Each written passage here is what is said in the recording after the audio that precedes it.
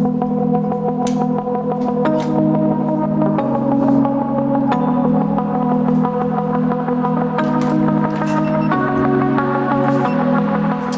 team, today I'm going to show you how to break down a full snapper. So utilising every part of a snapper and not wasting it. So many people throw out the hidden frames, dump it into a bin when they could use it and make some good food and simple food.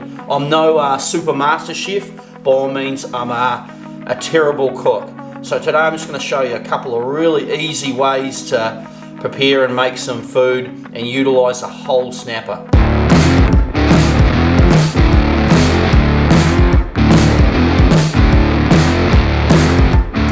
I caught this Friday night at about 9:30 at night in Kenapuru. It's now Sunday. I've had it in the fridge overnight.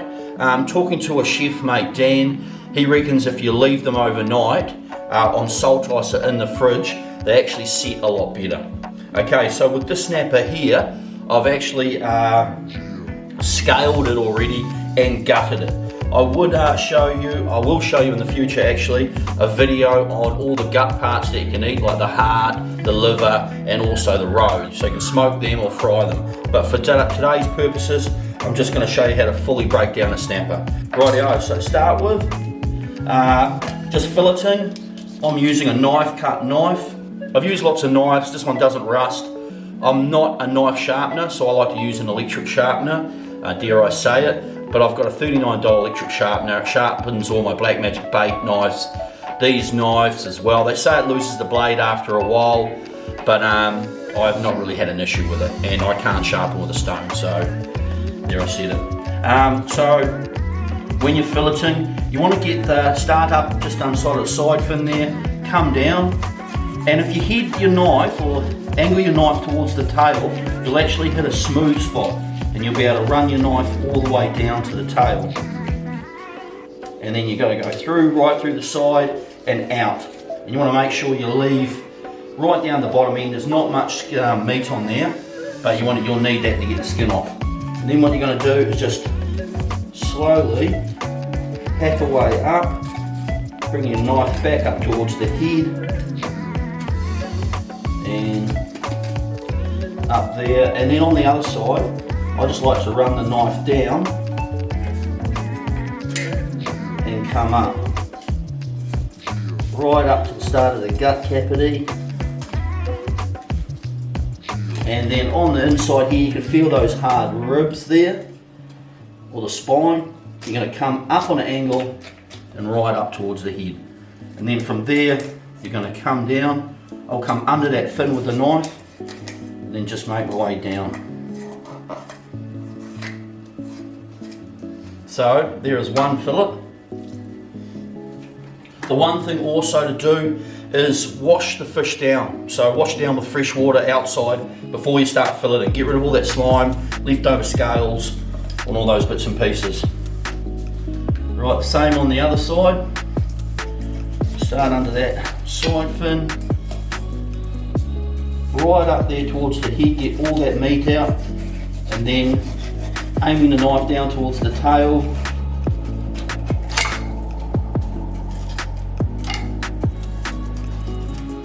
Get all the way down. Surprisingly, how many scales are left over after you scale them. From there on the other side, go over that spine.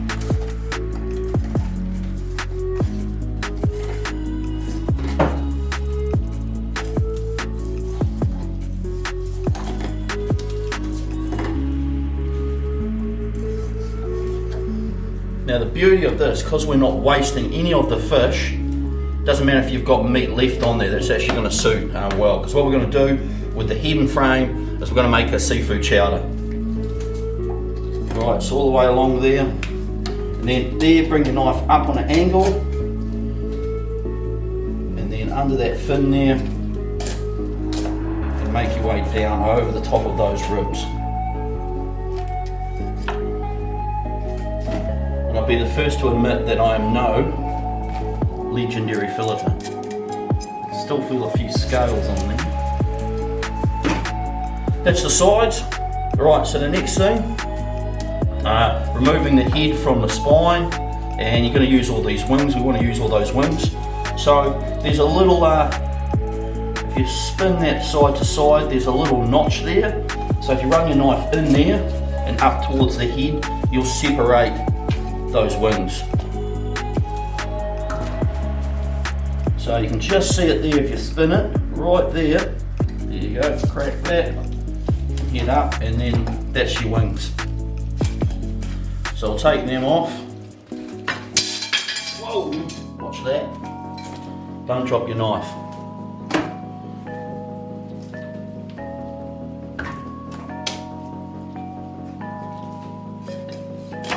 Right, so before you actually start filleting, what you probably want to do is get a pot to ball the head in, big enough to fit the head and most of the frame.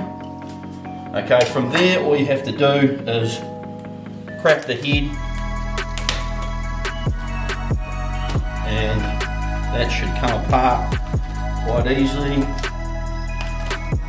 But just take the head off, just have to crack it. Right, and then you've got the spine. So it's going to break that in half. That's just so I can fit it in the pot. So you want to bring a pot to the boil. If there's any sort of stuff in here that you don't want, like the blood bits, get all them out. But it's pretty clean. We've gutted it out there. Right, so what we're going to do next is we're going to put the head and the frame into a pot, a boiling pot, and we're going to boil it. So with the pot boiling, I'm actually going to squeeze some lemon into it. And I want to make it clear that I by no means am a good chef. The problem is you just watch all these fishing shows, and I watch them, and they make all these fancy chowders with all these ingredients and that. And I don't know how to do it, and it's torturous. So I'm going to show you how to make a real simple, easy chowder that everyday Joe Blogs can do without watching super chefs do it on TV. So this is going to be nice and simple. So we're going to do a couple of dishes on this. We're going to do raw fish, we're going to do cooked fish, and we're going to do a seafood chowder out of one fish. So that's boiling now, so I'm going to put the head and the frame in there. I'm going to bring that to the boil, and that's going to be the base for our seafood chowder. And all the meat from the head and the frame is going to be for the chowder. Head and frame are now boiling. You don't want to boil them long, probably about 5 minutes. Next thing we're going to do is we're going to take the fillet off the skin. So the bone line down the back there, you just want to feel that, and then bring the knife down either side of it.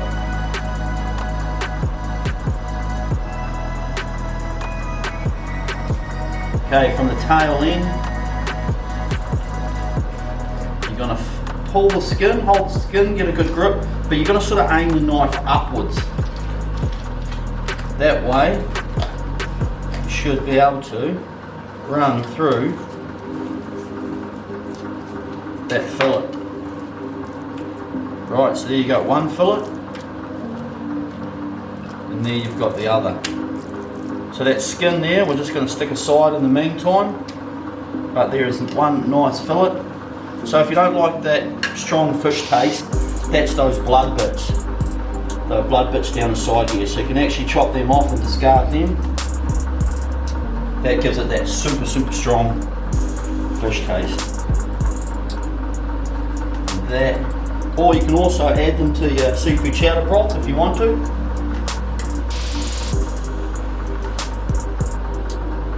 Right, so that's 2 fillets.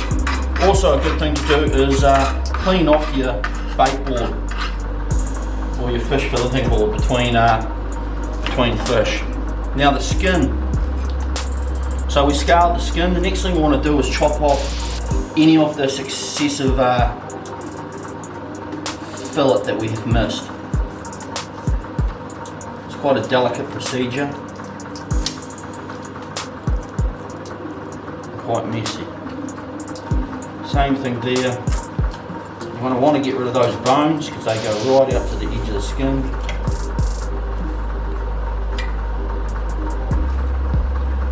So once that's all cleaned up, we're just going to wash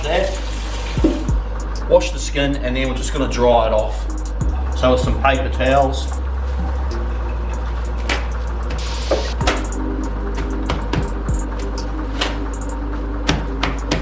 these little bits that you've taken off the skin, they can be used in chowder as well. So to make sure that fillet, or that skin, sorry, is all cleaned off, dry. I'm just going to salt that down. Do that on both sides. Next thing, chuck your oven on, and you want to go on to quite high, 180, and you're going to put it on maxi grill. Now these shrink quite a bit, so what you're going to do is chop them into decent sized portions. So, like so, and then you're just going to space them out onto your oven tray.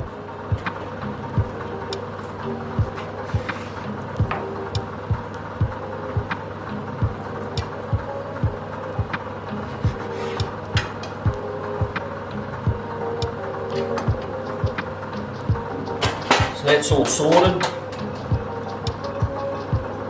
So place them on the oven tray, chuck them in the oven. Make sure you keep an eye on them because they burn really quick. It's a fine line between burning and crispy. So keep an eye on them. Okay, so next we're going to do the raw fish dish, and it's going to be lemon and hot Mexican chili sauce. You can, if you don't like hot or spicy stuff, you can probably just get standard chili sauce or whatever chili sauce you like, but I love the Whitlock's hot Mexican stuff. Right, so what we're going to do is just chop it into little squares, straight up the middle there. And then just chop straight across. The thing is with doing raw fish, it's pretty easy. You can add this with anything you like whatever flavour. You can have it with wasabi and black sauce or sesame oil. And there's probably right and wrong ways to chop this and do this, but let's be fair, I'm no master chef and I'll never claim to be, but it's more so about utilising this whole fish and coming up with heaps of different dishes out of that one fish. It's probably a 10-pound fish. So I'm just going to get a bowl. Once you've done that, just going to put it all into the bowl. And this is going to be super easy. The only problem is with doing fish, you constantly washing your hands, which is not really a pain, but. So I'm just going to do a lemon. You can use lime as well, but just squeeze some lemon juice in there. And if you actually leave coated in lemon juice and leave it for quite a few hours, it will actually cook the fish. But then your sweet Thai chili or hot Mexican chili I'm using, just going to tip that in, depending on how much you want. And just stir all that up. And the other thing that's going to add some good flavour to it is fresh coriander. That was a part I said I wanted to make it easy, like your fresh herbs and stuff. I actually just went into New World today and bought a little plant for $3, a little coriander plant. So if I can look after that, I've just got that fresh coriander at home. And then we're going to chop up that coriander. My knife skills are about as good as my cooking skills. And I'm going to chuck that coriander in there. Give it a good stir up. Probably add a wee bit more lemon in there. And I actually think I could probably use a bit more. Grab a fork and test it out.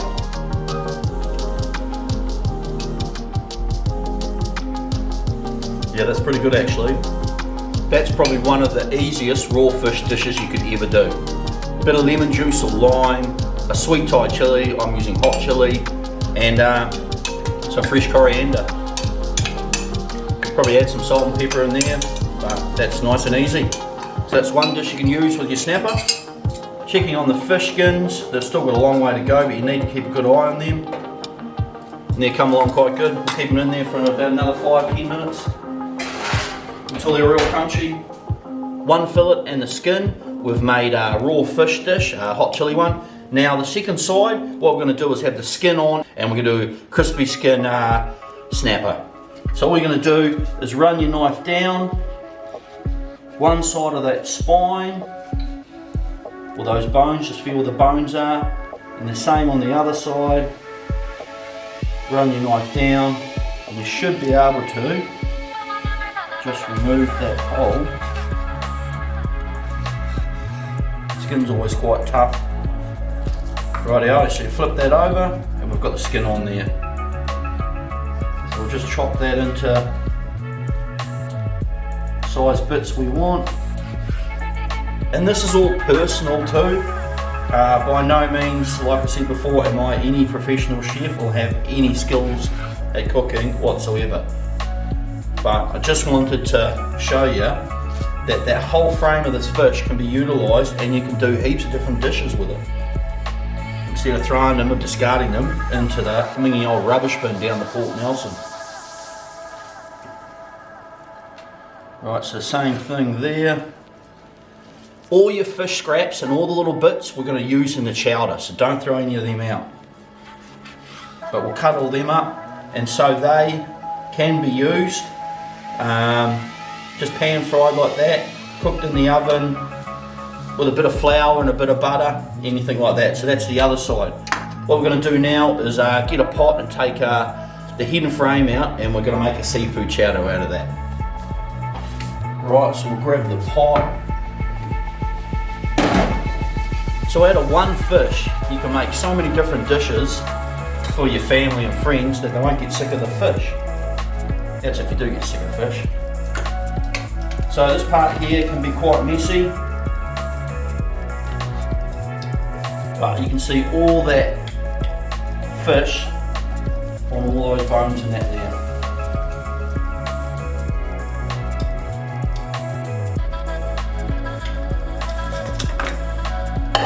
Take all the head and frame out, and then we're just going to sift that leftover water into another pot, ready for the chowder.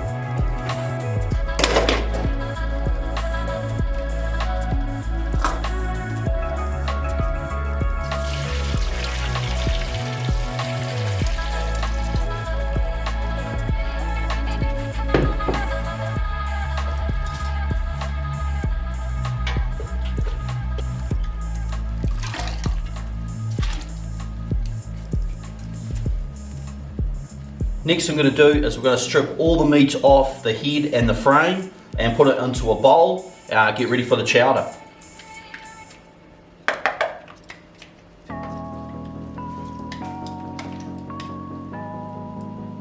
Bit of a messy job taking all the meat off the frame, but it's well worth it in the end.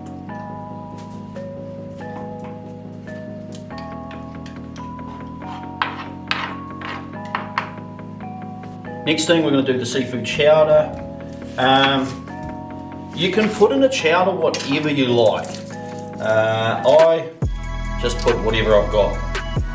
People say don't put peas in, don't put this in, it's just a chowder. Just put whatever you like in the chowder, and I'm sure it'll be fine. Onions, I'm going to put an onion in. It's a white onion. I don't know if you meant to have a specific coloured onion, but I'm using white because it's left over from Friday night's tea. Just going to chop this up, put oil and butter, and fry it up in a pan. I think my knife skills are about as good as my culinary skills, which fair to say, not the best. So chop up your onion, and with a bit of butter and oil, I'm going to cook it in the pot that I'm going to put the chowder in.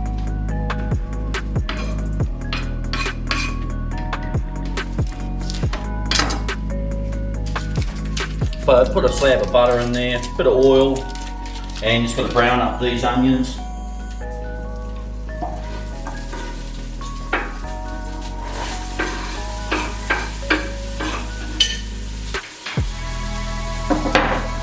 Also, you're going to put in some bacon, a few strips of ration bacon. That's if you want to. Everyone keeps telling me I need to put bacon in the chowder, and I was always like, why?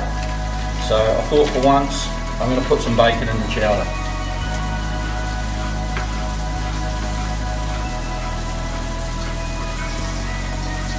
Chowder is one of the best dishes you can use for like just your fish or your frames or anything like that, and you can just make them however you want. So a couple of strips of bacon in there. I'll do 3 for good luck. Like I said, this is not really a special cooking show. It's just trying to utilise the frame and show you guys a couple of ways of using the frame from someone that has no idea how to cook. I think by the end of this, I'll probably have about 20 dish towels that I need to clean. So I'm just going to brown all that up.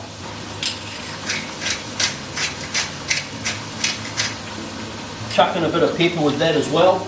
And I've got heaps of meat out of that head, but I'm actually going to probably put some more meat in as well, some actual fillets. I like to have corn in the seafood chowder, so I've just got some frozen corn, a couple of handfuls of whatever you think's in there. Give it a good stir up, add the corn if you want corn, add vegetables, add whatever you want. Now I'm going to use the broth that I cooked the head and frame with, and most chowders can either be thick or runny, so you just add the broth to whatever suits. I personally like a thicker chowder, but today I'm actually going to try a runny chowder. So once that's browned up, we're just going to add some of the broth that we cooked the head and frame in.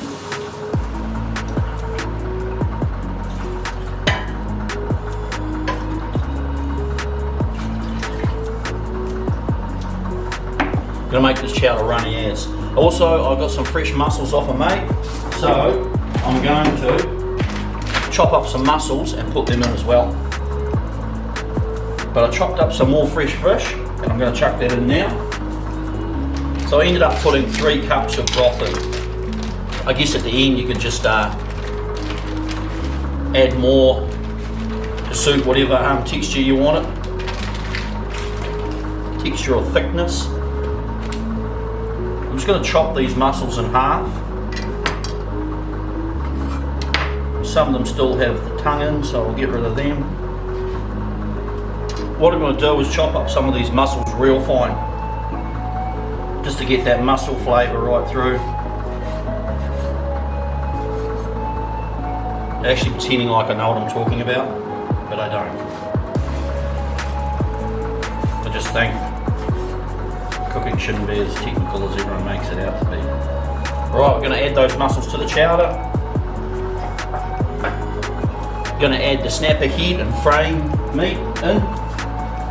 And I can already see that it's looking like it's thickening up, so I'm going to add some more of the broth from the frame and the head. Now the flavour of the chowder, lots of recipes to make up a chowder mix, but let's be fair, I'm not a cook, so I want it simple as. So I've got the Good Taste Company fish and wine chowder recipe.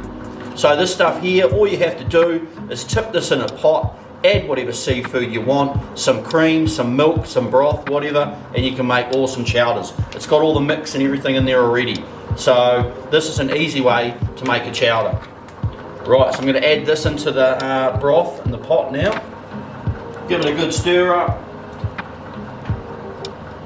We're going to add some garlic to it.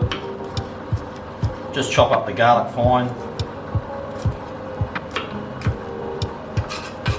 Add that into the mix. You want to add some fresh parsley to that, if you've got fresh parsley. I went and bought some again today, like a little plant. The plant was like $2.99, and I thought, well, I can try and grow it, keep it alive, which realistically, I probably won't keep it alive. It'll die. Because I'm no good at looking after plants. Right, with the seafood chowder cranking in the background, next I'm going to have some of that raw fish, and I've turned off the oven, the crackling's done, this is the fish skin crackling, so we're going to plate up some of that. Oh yeah, that crunchy as. I've let that raw fish sit in the fridge for a wee while. Just going to plate some of that.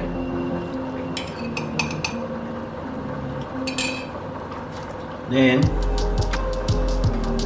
the crackling, put some of that on the crackling. Sweet Thai chili raw fish with snapper skin crackling.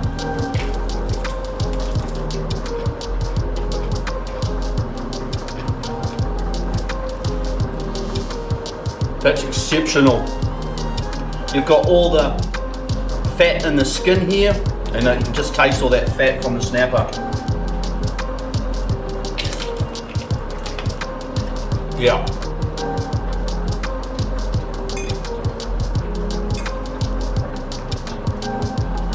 So instead of wasting the skin, you can eat the skin as crackling, and it's awesome.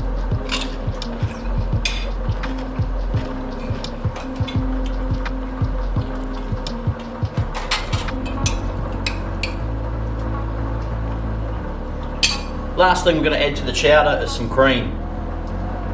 You don't have to use cream, but it sort of thickens it up and it makes it a bit more, gives it a bit more sweeter flavour to it. So add some cream if you want cream. Once you added the cream, just turn it to low and pretty much it's done, it's ready to go.